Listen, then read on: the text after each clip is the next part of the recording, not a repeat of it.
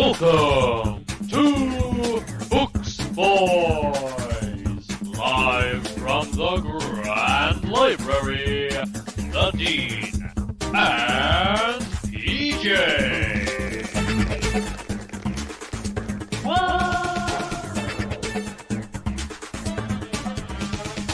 Christmas special.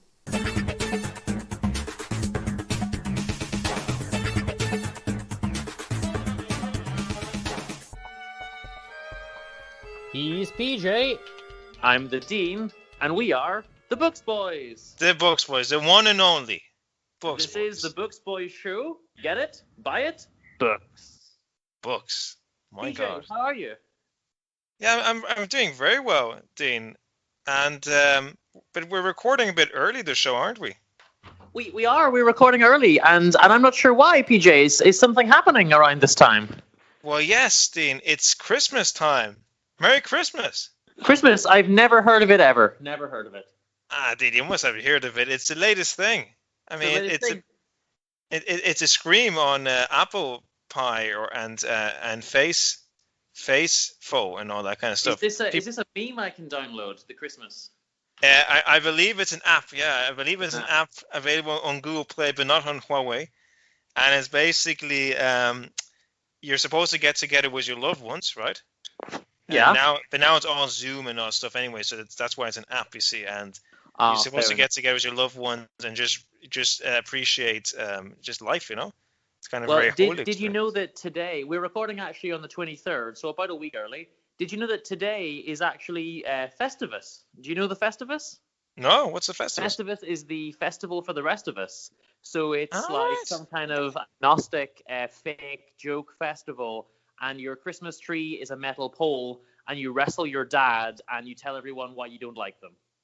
Right. Okay. And do you read Anna Karenina's like agriculture manual part, which is basically full book? I assume so, because after you wrestle your dad, he's going to want to know the best farming techniques. So you're going to pull out the old Tolstoy, you know. So 19th century kind of like aristocratic wannabe farmer agriculture manual kind of thing. Yeah?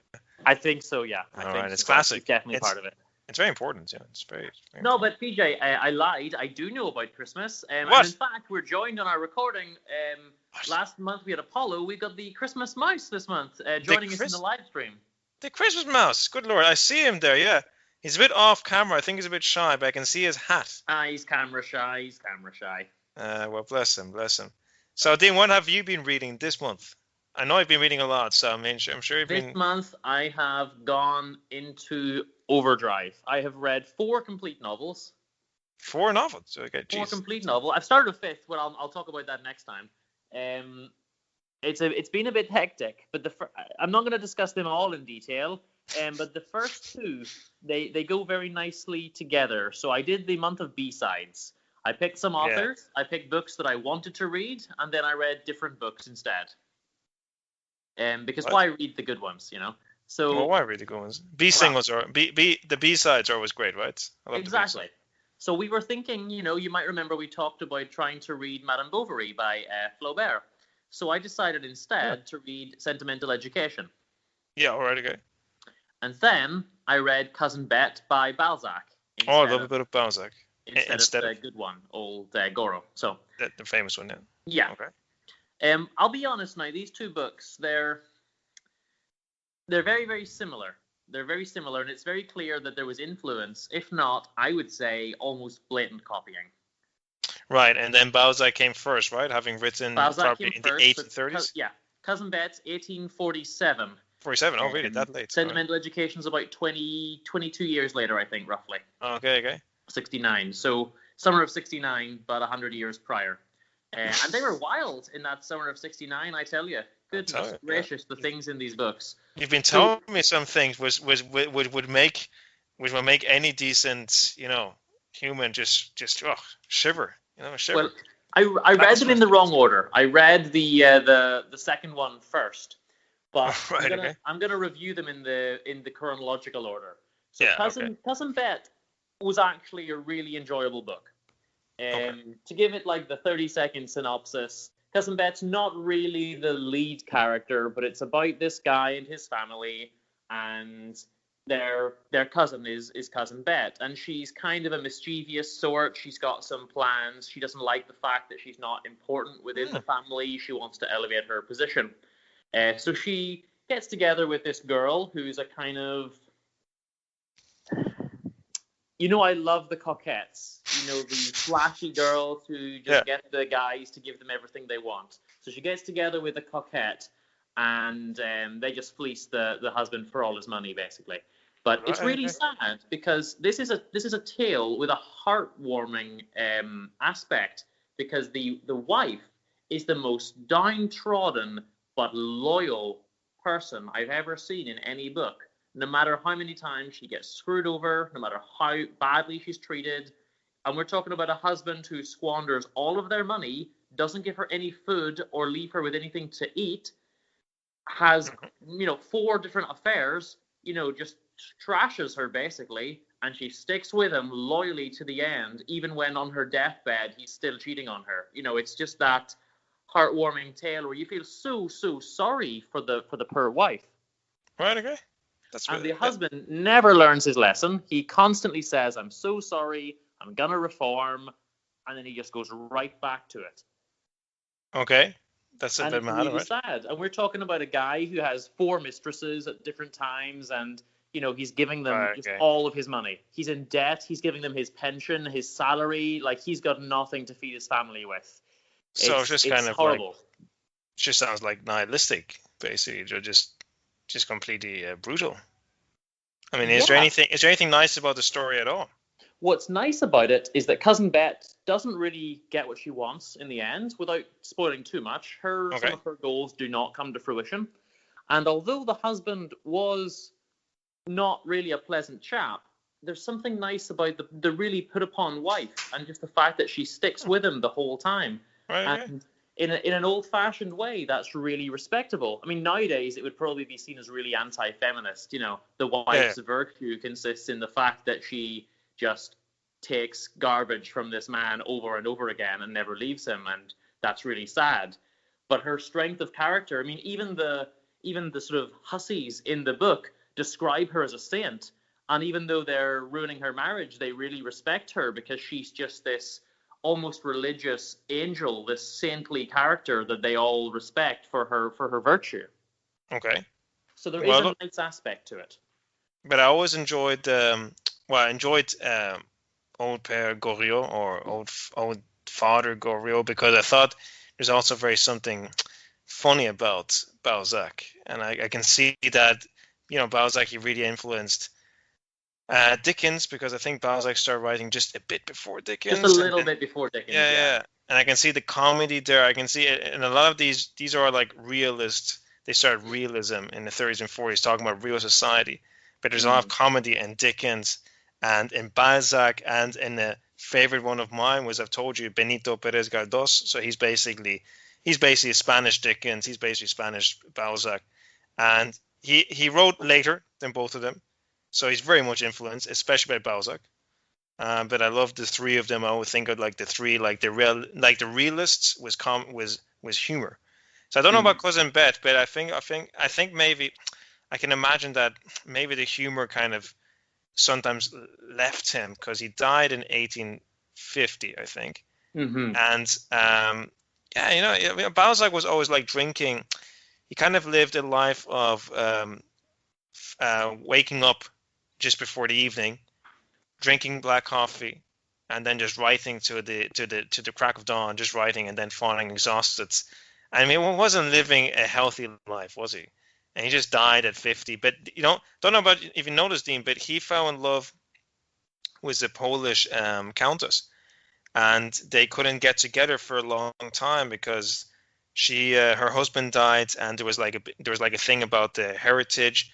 And she wanted her daughter to get married to royalty again, and this would not work out if the mom married Balzac, etc., etc.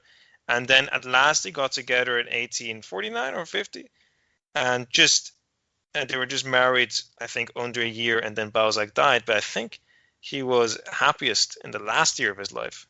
So, and this is before, this is after Cousin Bette. So I can imagine him maybe being very pessimistic around 1847. Yeah, fair enough.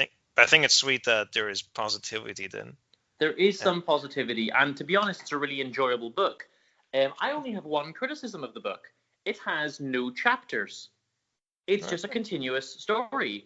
And therefore, I was forced to read the whole thing in one day. Well, a day and a half. Because I didn't know when to stop. There were no chapters, so I just kept reading. Right, okay. Okay, well, that's like a continuous flow then. So that's kind of very experimental as well for the time.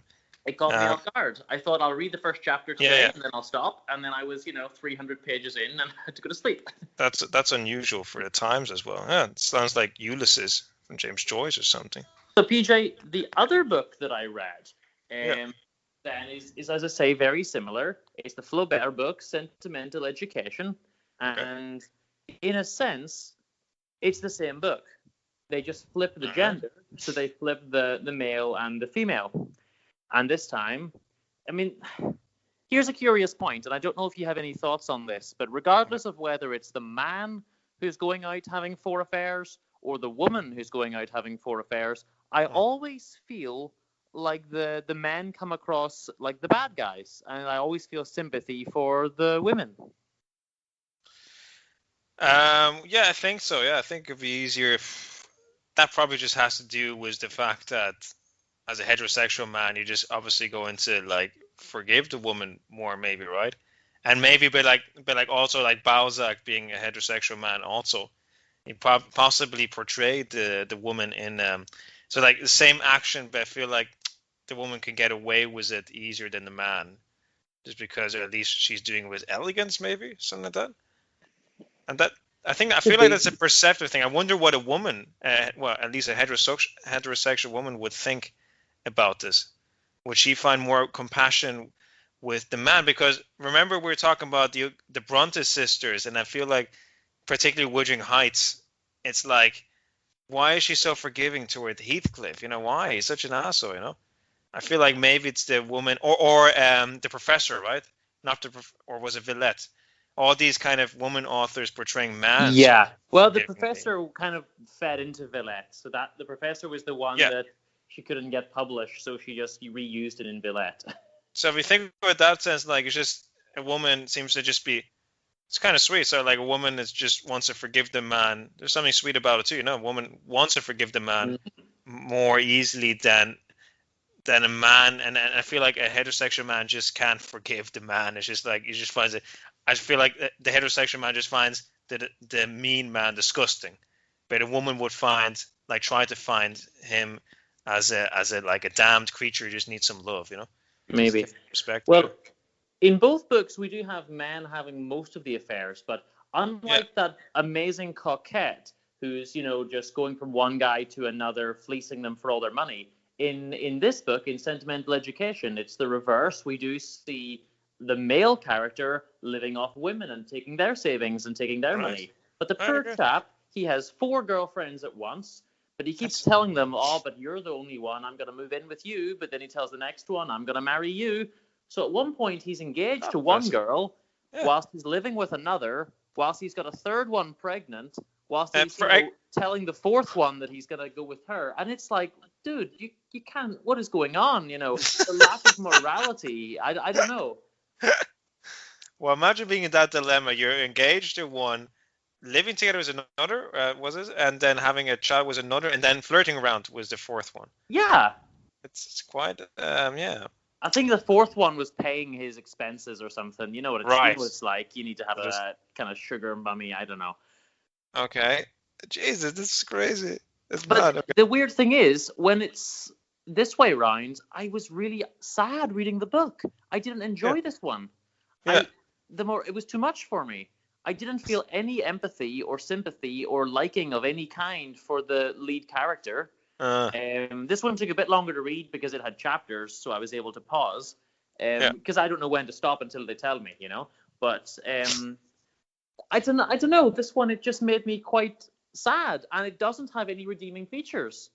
So they just copy and paste the story. They flip the gender, but they took away the saintly character, the redeeming feature. So it's just sad and angry, and then it ends.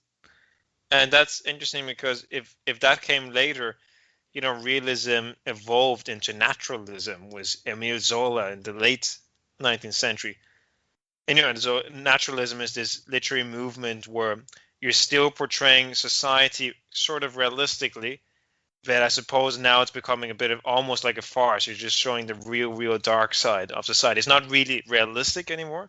It's just because you're just focusing on the real gritty, grim side of society. And I feel like that the way you describe sentimentation is like a transition between realism and naturalism, because as soon as if you read Nana, for example, from Zola, it's like you just feel so depressed because it's like you can't believe this is happening to her, or the horrible things. It's just grim as hell. Yeah. So I mean, when I finished this one, because I read this one first, don't forget, I really wasn't sure if I could face the second one, because I thought this is rough. I don't know if I can cope with that again. But I did think that Balzac's style was just a little bit more polished, and there was just that good character in there that made me enjoy it a little bit more. And don't forget, it's part of the big series, La Comédie Humaine, so like the human comedy. Yes. It's like so many. So for you guys listeners, I think he wrote this in the span of like 30 something years, just writing throughout his entire writing life. Yeah it's just considered one kind of universe, because they all are interlinked, so like characters keep appearing in and out of them, and so they're not really separate. So they're just share the same French universe of the time. And but it is called like the human comedy, like as a reference to Dante, not the divine comedy but the human comedy. So it is always has these comedic elements. And Balzac is a very pleasant writer. I find him I just can empathize with him and with his characters, even though they're kind of often idiotic characters as well, but you can really empathize with them. Well, I have a point to make, and I have a question. The question first, because obviously I still want to read Madame Bovary. I really hope that Flaubert's a little bit more upbeat in Madame Bovary. I don't know if I can take another one like that. Oh, Lord. Well, I know we want to read Madame Bovary together, but I'm honestly expecting the same as Anna Karenina, because I believe they're similar tragic stories. But I also hear that Madame Bovary was influenced by the book I'm still reading, Don Quixote. So, which makes me hope, like, if it's influenced by Don Quixote, it can't be too dark like Anna Karenina, So I don't know. I'm still up for reading it, though. It's quite a short book, though, so I think they forgot to include 600 pages. I know. And that was a clear oversight. Obviously, it was intended. They just forgot. No, you can't be doing that. You can't, look, all these novels that are that short, they're missing their agriculture manual. I said it before, you got to do it. It's a shame. But the point that I had to make, so that was the question. The point is, these two books, because they're set in Paris mostly, I don't know how I feel about Paris. I remember myself in Montmartre with the caricature artists and the jazz music, literally weeping from this ecstatic joy. And I think of Paris when I watch Audrey Hepburn movies with them strolling along the Seine with, I don't know, Cary Grant or whoever was in some of those movies with her.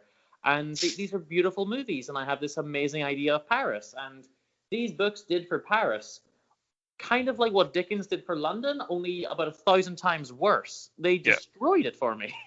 Yeah. And that is really, really sad. I don't know how I feel now. They've taken the romance away with gritty. I mean, realism, as you say, but then actually taken so far that it's almost not realistic anymore. It's like almost depressing. Yeah, I mean, I know what you mean. Yeah. Also, like because I feel like all these writers are very socialist, kind of, they have socialist tendencies. So they're obviously it's realist, but like more like we're just going to show you the real, like the real society that's not shown in books. Yeah. But that means it's not 100% realist either, as you say. I feel like that is not 100% realist. That's just like more like social kind of realist. It was too much for me. We know that I'm only 2% realistic. It was too much for me. Oh yeah, you did that test recently, didn't you, Dean? Yeah. But you know what I had to do? What I had to do, PJ, for my third book, I was going to read The Mill on the Floss or The Floss on the Mill or whichever way around it goes. And I just thought, no, I'm going to have to do something that I know I can trust. So I turned to my good old friend, Wilkie Collins, Dickens' deputy, and I read After Dark. Now, After Dark It's a little bit shorter. It's in and around the 300 to 400 pages. It's a little bit shorter, and it's not really a novel. It's a series of short stories. Having said that, 2 of the stories are 100 pages, and then there's a framing device. So there's a painter who goes around painting people's portraits, and each of the people he paints, they tell him a story, and this is him publishing a collection of stories. Right. So the framing device takes a few pages, and then 2 of the stories take 100 pages each. So that's like 2/3 of the book gone, and then there's just a few little short stories that are kind of worthless, smattered in around it. But the 2 main stories are quite enjoyable, and it's just a really nice book. Wilkie Collins, it's almost as if you're reading Dickens, but it's just not quite as good, but it's set in the same world. And nothing against Wilkie Collins. I love him. I love The Moonstone. It's the first proper kind of crime book, if you will. I love, Woman in White was a bit dull, but I do like Wilkie Collins. The 2 main stories, the 2 kind of long ones, are The Yellow Mask, which is essentially about this guy and his wife is dead, but then he sees a girl in a yellow mask, and then it turns out that it's his dead wife, but then it's not really. There's always a ghost story element in some of Wilkie Collins' work. He did a lot of ghost stories together with Dickens, and it's quite an interesting story about them just trying to find out, who is it in the yellow mask? Who turned up to this ball in the yellow mask? We need to find who is this girl. But they're always uplifting. They have happy endings. They're nice. They're happy. They're not depressing. And this was just what I needed. And then the other one, the other long one, was called Sister Rose. So they tell a story. They find a crucifix, and they say, "Well, who's that from?" "Oh, it's a relic from Sister Rose," and they tell the story of her. But it's the usual sort of heart-rending stuff, your kind of Victorian stuff. I mean, it's very typical. It's not anything special. It's nothing amazing. It's not worth kind of analyzing in any detail. But it was just a nice collection of little stories that made me feel happy after some of the kind of rougher elements of the Parisian literature.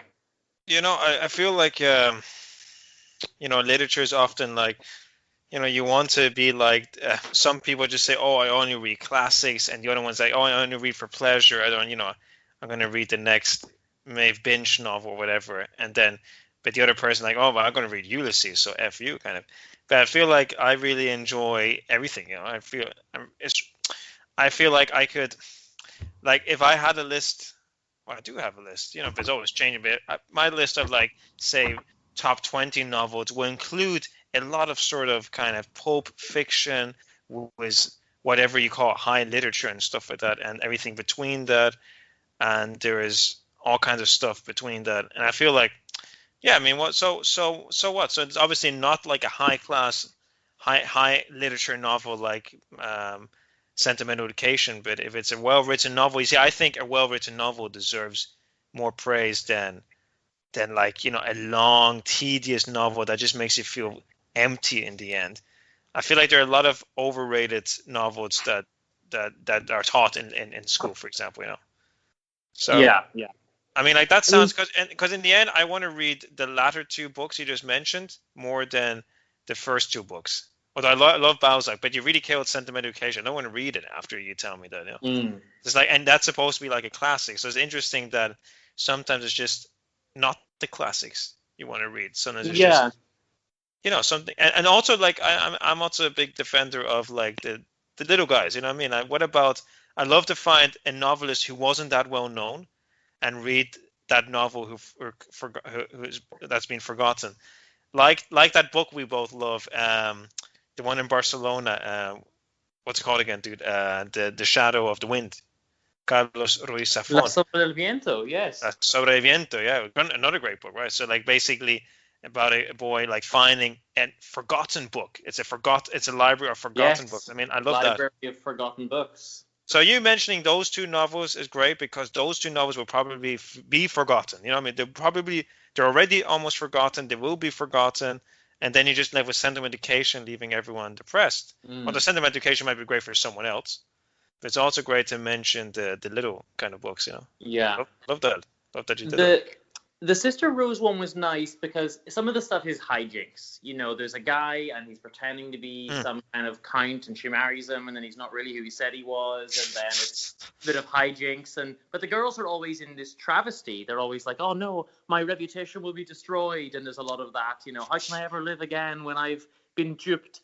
And I do like a little bit of the drama, the almost completely needless drama caused by strict Victorian morals. But you remind me of a point. Sentimental education. Here's the main reason I was upset. Listen to that title, and also the first chapter or so made me think, oh, they're going to educate me in an artistic, sentimental way. They're going to talk about love of the arts and literature and music, and this is the kind of education he's getting. No, it was absolutely not that at all. I was totally off when I thought that that's what I was going to read. Oh, for God's sake, yeah. No, that's awesome. Very, very quickly, I'll take 2 minutes on this one. The very last book I read is a very, very short book. We're talking 250 pages, but we're talking small pages with big text. This is a new segment, Guilty Pleasure Books. This is my guilty pleasure. It's The Apartment by K.L. Slater. Okay. There's a series of these kind of books. They're always quite short. They're guilty pleasures. They're always, 2 initials and a surname. They're always usually a poor woman and a sneaky, mischievous man who's tricking her because he's charming and handsome. They're written for that kind of audience. But you know what? They're not super well written. There's 1 or 2 words that were used wrongly or phrases that weren't quite right. But they're really, really good, really addictive kind of books. And I read this in, a day and a half, maybe 2 days, because it's a page-turner. Yeah. It's just about this girl and her daughter. And there's a lot of mother instincts in these kind of books as well. But she moves into an apartment that she can't afford because the guy gives her a splendid deal. But then it turns out there's a lot of weird stuff in the apartment, and they're seeing things, and they're hearing things, and there's a lot of manipulation. And actually, they're part of some kind of social experiment, basically. Okay. And that's why they're in the apartment. They're essentially lab rats for a psychology experiment. But it's a really, really good book. And obviously, these books always end with, that someone tries to kill her or whatever. They're mysteries at the same time, but they throw in the twists that you never see coming, and they're really good books. So this is one that I really actually would recommend, and you can read it in 10 minutes or a day or whatever. And that's why I said, right? I mean, this is not a famous person, or I've never heard of him or personally this person.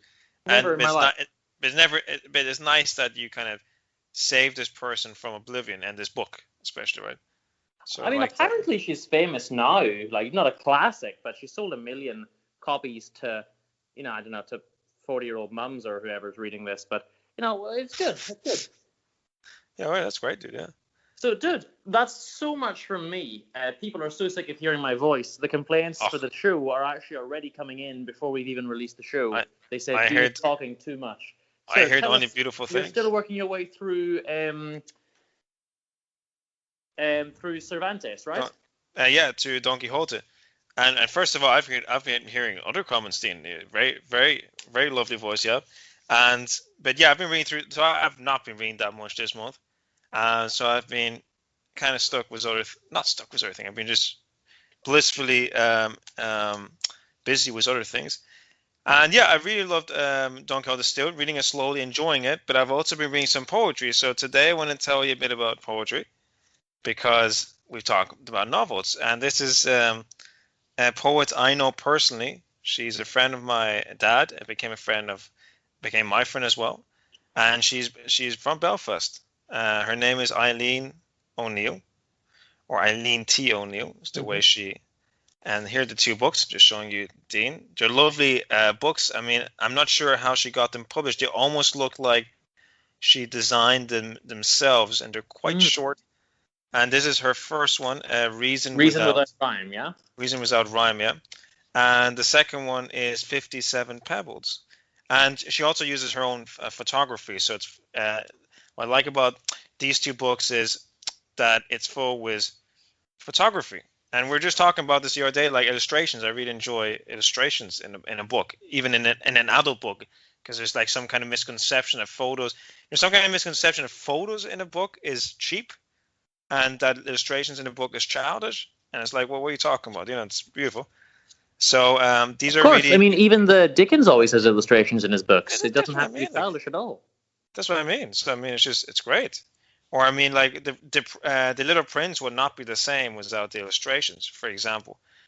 And this was given to me as a gift by Eileen herself.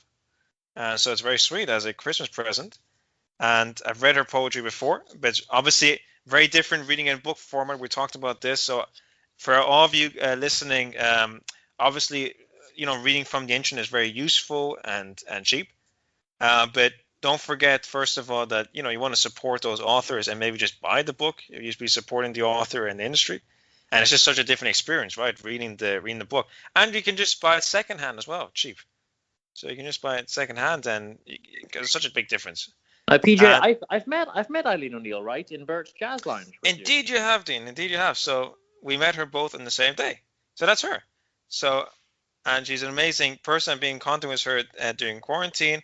And in fact, I'd like to introduce to you a song. So my dad wrote this song. Sorry, my dad composed this song using Eileen O'Neill's poetry, basically, and he adapted it into a song. And it's basically, it only came to existence because of the lockdown, and they started working together. So he was reading a lot of her poetry, and he just said, why don't we work together?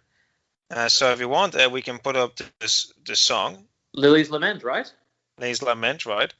And the lyrics are by Eileen O'Neill, as I said, adapted by Kyron Bourke. So that's actually my dad. And so do you want to just put it on there?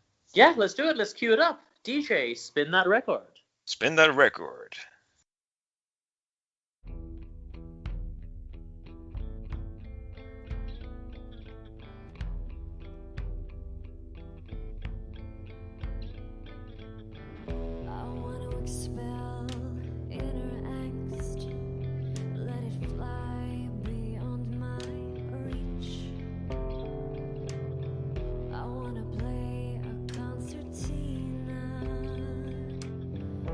Breathe the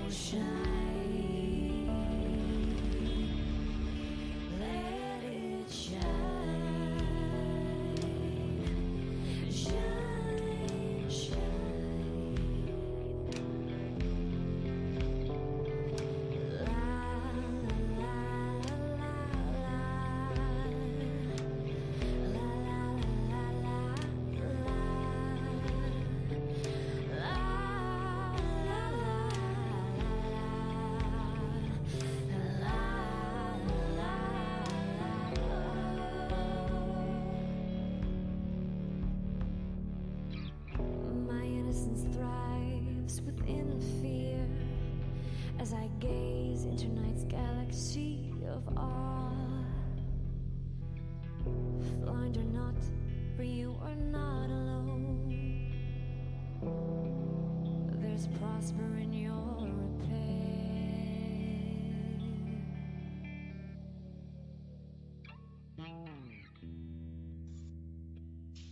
Well, that was a good one. Yeah, well, I hope you enjoyed that. Anyway, there's a whole album in the works, right? Yeah, it should be coming out next week, so we guys can let you know when it's out, or could be coming out in 2 weeks. So, listeners, when you're listening in the future, it could already be out. It could be already out, actually. Yeah, so coming out any second now. And let me just talk to you a bit why I like her poetry. So, when I read her poems, they're very short. First of all, they're very brief. And I write poetry myself, and I do enjoy a nice brief poem because it's a bit like reading a brief novel. Sometimes you just want to like read something light and not too loquacious. Yeah. So I feel like it's like the fourth novel you mentioned. It's just that such a relief reading. Not having to read Odyssey or like or Iliad. It just goes on and on. You just want to read the poem and then like move on, and it's like reading a short story. And yeah, her themes are very sort of personal. They're about I feel like they're about memories, about her impressions. She writes daily, so daily she writes a poem, and it's always like something that's on her mind, basically. So obviously there are a lot of poems about Brexit, a lot of poems about travel. She's been a lot about her family as well. Okay, so these aren't always super romantic poems. They're more daily. They're more realistic, right? Exactly, yeah. So I mean, the poetry doesn't have to be romantic at all, and that's a lot of people think that. In fact, I don't really read that many romantic poems here. So particular reason was that rhyme. That's the one I've been getting really into. I'm taking my time, and so that's the first book. And if you like, I can read out one of the poems. There are a few I like, but I'm going to read out one for you guys. So, and I thought this one was particularly poignant. I'll tell you why in a second, because I want to read out first, and then I'll explain to you what I think this poetry means. And yeah, then just have a listen to it as well and see what you think as well. So here it is. It's from the book Reason Without Rhyme. It's called Recognizing Absence. I often wonder if you can see me right now, reminiscing as I lovingly remember you, recognizing all those years of separation where life was left behind and moved on, those many moments of yearning for you, especially since your absence is most profound. I miss seeing your smiling blue eyes of welcome. Your familiar voice is consigned to yesteryear. I miss your warm embrace and our cozy times. Most of all, I miss you because you were my mum. So there you go. That's the poem, Recognizing Absence. No, you swindled me there because that was very good, but you did read a romantic one. I don't know if that's romantic though, to be honest. Not in the classic couple sense. That's what I mean. It's not lover. Yeah. No. Fair enough. She's maybe romantic like in the kind of literary sense. I feel like there is a very much kind of like contemplating death, contemplating love as well, but contemplating friendship. Yeah, I suppose she's a romanticist, but not like romantic in this sort of kind of Hollywood sense. Yeah. Now, do you remember about 1 million years ago for Halloween, I was Dracula and you were a romantic poet? I was indeed, yeah. See, there we go, callbacks. One thing I forgot to do, which I always do, is read a quote from one of my books, and you just reminded me. And I didn't take very many this time. I only took one tiny little quote, but it's one that I like anyway. Okay, go ahead. When Fabio arrived at the palace, the jovial uproar in the heavy department was at its height, and several gentlemen, fired by the classical costumes of the shepherdesses, were beginning to speak Latin to them with a thick utterance and a valorous contempt for all restrictions of gender, number, and case. So it goes on, they seek a quieter room. But I love this. Going out to the disco, going out to the nightclub, dressed as a sneaky little shepherdess, and all the guys flirt with you by speaking Latin. Bring that. That is cool. That is cool. Yeah, something that just doesn't exist anymore, right? It's that kind of capturing the moment of the time, kind of. I love it. PJ, before we go any further, it's time to hear from this month's sponsor. Oh. Now, we're a little bit late because people are going to listen after Christmas. But if you're struggling to get Christmas presents, or maybe for next year or for birthdays or whatever, you can buy yourself the new range of plush toys, the teddies. It's the Dostoyev teddy. How would you like a teddy bear of Dostoevsky? You're joking. You can get it right now, dostoyevteddy.gov. All you got to do is order the teddy, and it will teach your little ones about crime and punishment and religious politics. Right. Okay. I'm looking forward to it. Comes with phrases. Press the button, says some phrases from the religious politics. Quotes whole pages at a time. It's great for the little ones, and it's only 20, 30 pounds in that kind of range. So. Right. Okay. Wow, that sounds very good. What about the Toaster Bear? Is that coming out soon? Toaster Bear's coming out too. That's the second one. You got to get them both. £50 for two. Wow, and imagine the kid comes out just as a pessimistic sort of expert in religion and agriculture. No, yeah, I think that's the future. Yeah, so get it, guys. Very important, and I worry about our education system. I don't think we teach the kids enough about Tsarist Russian agriculture. I really think that we're letting them down. I think you're absolutely right. Dean. And Dean, the real shame. That reminds me that are we not going to give also just a book recommendation? We are indeed. For Christmas time. You have a recommendation there, PJ? I have several recommendations. I'm just thinking for Christmas time, I have to say that I'd like to recommend a nice little book that I've read twice or thrice, and it's by Neil Gaiman. He's an English author who writes. They say he writes more for teenagers, but really, no. It's like saying that The Little Prince is for teenagers. They're very deep books, but easy to read. And he wrote American Gods was not at all for teenagers, and it's a big hit on Netflix. I don't know about the series. Read the book American Gods. It's epic. But the one I really recommend for Christmas time is a nice little book called Coraline. Have you heard of this, Dean? I haven't heard of it at all. No. Well, look, it's a sweet novel. It's being compared to Alice in Wonderland. That kind of perhaps it's slightly surreal without getting flippant. You know what I mean? So it's kind of like there's a sense of there's more than surreal. It's just a feeling of being kind of between a state of dreaming and awakening. I think some people find the book creepy. There's also a great stop motion film, which I really love as well. I think it's a great adaptation. So either watch the stop motion film by Henry Selick, Coraline, or read the book. And they're a bit different, and they're both great. And what I recommend is it's a book you read in one day. It's only 186 pages, more or less, but like big print. And this is aimed for children, but there's something so amazing about the story.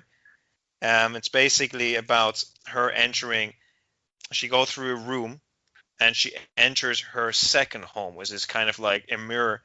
It's a twisted mirror image of her real home where everyone wears buttons for eyes.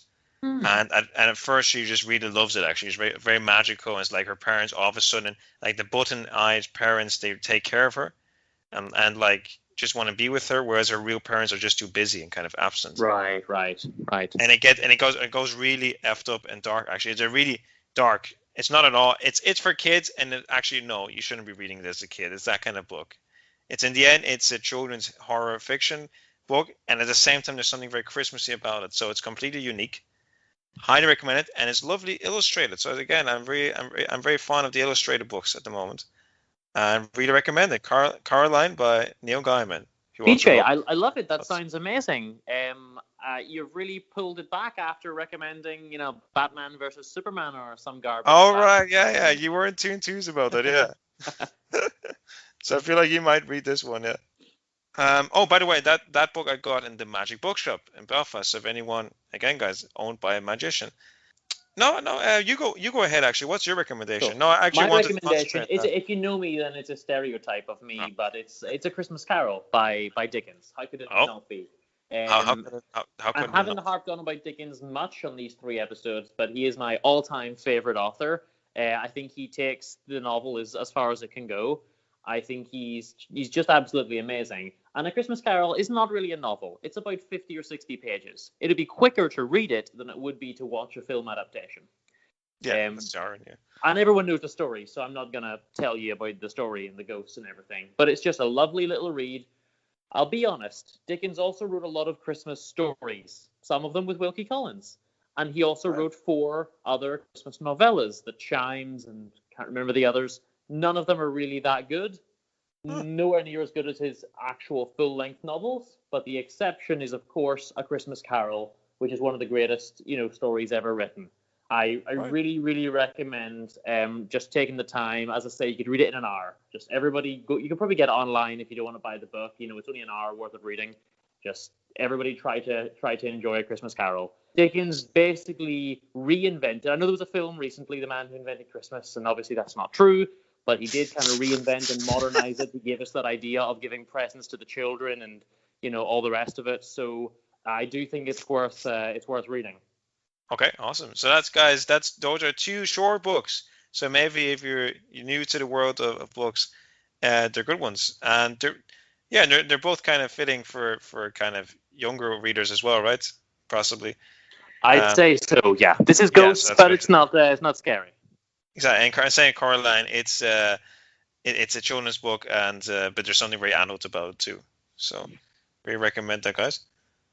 Well, right, and Dean, I believe we have to finish up something very special coming up, right? We do indeed. We're gonna play a Christmas song, and I don't know how I'm gonna do this. We're gonna do it spontaneous and live. I'm gonna turn on my automatic voice harmonizer, and I'm gonna somehow do some harmonies live in person. So we'll see how that goes. PJ, which is the song that we're gonna play? So the song we're going to sing live is the fantastic, the only, the magnificent Rudolph the Red-Nosed Reindeer. There you go. That's the name of the song. There we go. It's not a song. It's a new song, guys. So It's cool with the kids. All the kids they thought they were listening to, I don't know what a kid's listen to, Britney Spears or something, but no, they're listening to the King's Church Choir doing this. So there you go. Exactly. And by the way, Dean, I think the kids that listen to Britney Spears are now mothers and dads. You know what I mean? I think that's a bit. I don't think that's what the kids are listening to. Actually, they're probably listening to like, I don't know, like to barking hound dog Joe. It's like what's cool now? Rosalia, right? Trap music. Trap's cool. Trap music, all right, yeah. Trap's cool. I made a trap song once. I think trap's what the kids are listening to. I don't know. I'm too old, and I don't know. I'm old before my time. I have no idea what the hip hop, I guess. Basketball is my favorite sport. Do you know that hip hop song? No, I don't know. One of the early hip hop songs from the 80s. Basketball is my favorite sport. We can dribble up and down the court. Amazing. Oh, it sounds good. So let's take a few seconds each. We did this for Halloween, and I think we'll do it again for Christmas. If you have one, do you have not a book, but a Christmas film recommendation? Christmas film recommendation. What would I watch during Christmas? Can it be a series, or does it have to be a film? Yeah, no, whatever you want. Now, I'm going to say, like, Frasier. I'm not sure if I ever, we've talked so much about Frasier, but like, for me, it's like my dad got me into Frasier, and it's the ultimate comfort series. Do love Father Ted. It's very close, but Frasier in the end is just absolutely it's completely innocent and comforting, and it's very sweet. I recommend that. Just any episode from Frasier. Well, preferably season 1 to 5, and then the last season is great too, but in the middle it goes down a bit. My recommendation is Miracle on 34th Street. I've only seen the 90s version, and I don't know if that makes me some kind of modern hipster, because I know there is a black and white version from the 40s, but it's a really lovely story. It's one of the classic Christmas films. It's perfectly in that blend where it's not some garbage Netflix romantic film that isn't really a Christmas film. They just put it at Christmas time. But it's also not a silly kids film either. It has Santa in it. It is a real Christmas film, but it's not just for kids, and it has some romance, and it's very 90s and lovely. So that's my recommendation. PJ, we've got to go because I've got to go now do some paperwork for my court case because we did a pilot episode 2 months ago. I didn't apply for our pilot's license before we did it. What? Being taken to court for that, so I've got to go work on that. And then we got to come back and record the Bufanda Boys. Word for word remake of this show, but with scarves, right? But you have to sponsor, guys. You know, you have to sponsor, otherwise you're not getting that Bufanda Boys. Just send us all your money, and you can hear the same show again, but we'll wear scarves. Exactly, yeah. So that's amazing. PJ, have yourself a Merry Christmas. Have a Merry Christmas too. And a Happy New Year. The same to you. And Merry Christmas to all of you. And a Happy New Year. We are going to take you out with the song we mentioned, and we'll be back next month for another episode of Books Boys. Oh, yeah. See you guys. Merry Christmas. Merry Christmas. Ho, ho, ho, ho. And don't forget, email us, booksboys@hotmail.com, or leave a comment on our blog and tell us what you've been reading for a chance to win a mystery book. Blueberry. This podcast is a member of the Blueberry Network. Blueberry. That's Blueberry, BLUBRRY.com. Blueberry, with no E's. Remember, you drop the E's. PJ, what's this new reindeer fellow all the kids are talking about? You know Dasher and Dancer and Prancer and Vixen. Yes. Comet and Cupid and Donner and Blitzen. Of course. But do you recall the most famous reindeer of all? There's another? I never heard of him ever. Can you tell me about him? Rudolph the red-nosed reindeer had a very shiny nose, and if you ever saw it, you would even say it glows. It glows? All the other reindeer used to laugh and call him names. They never let poor Rudolph join in any reindeer games. Then one foggy Christmas Eve, Santa came to say, Rudolph, with your nose so bright, won't you guide my sleigh tonight?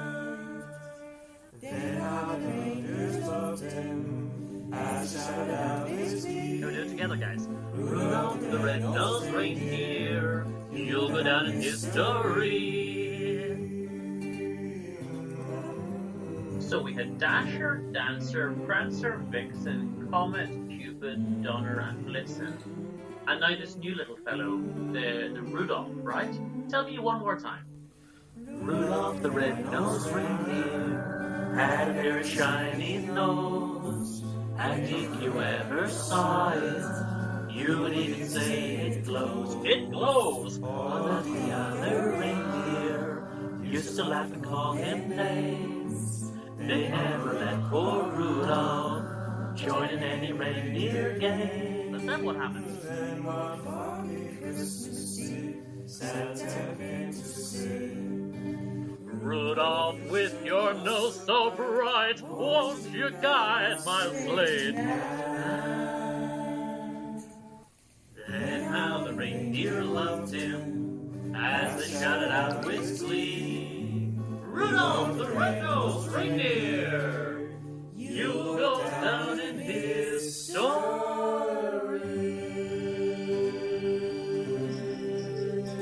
Oh, Merry Christmas to all, and to all a good night. Merry Christmas, everyone! Oh, Merry Christmas! And Happy New Year!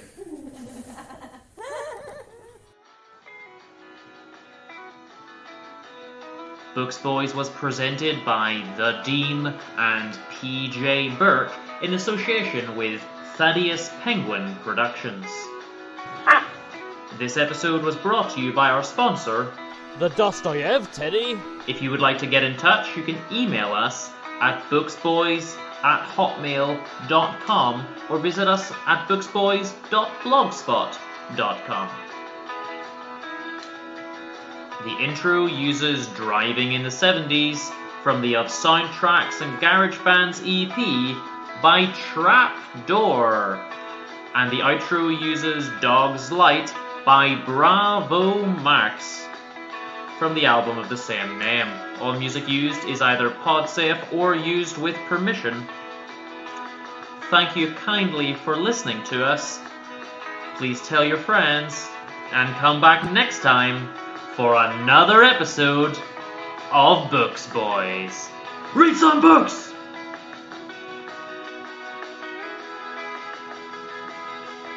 What's it called to it? It's called Ding Dong Ding? Ding Dong. Oh, for fuck's sake, man. It's like, I just don't get the song. Like, I just don't get it, like, Ding Dong Merrily on a High. Like, I've never heard the song.